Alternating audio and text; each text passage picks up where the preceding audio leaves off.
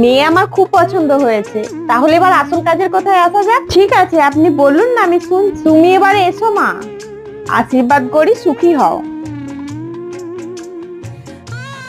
শুনুন দিদি, মেয়ের হাতের কানের গলা, ছেলের আংটি, গলার চেন আর একটা বাইক, আর বাড়ির ফার্নিচার তো লাগবে। খাট, আলমারি, সোফা, ফ্রিজ, এই সামান্য কিছু তো দিতেই হবে।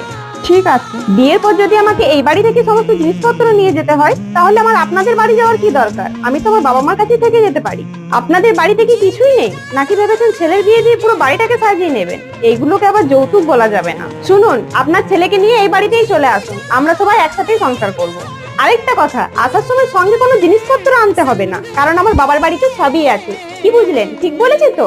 বাবা, মেয়ে কি ট্যাকুস ট্যাকুস কথা রে বাবা। তুই চুপ কর, গুরুজনদের সাথে এরকম ভাবে কথা বলতে নেই রে মা।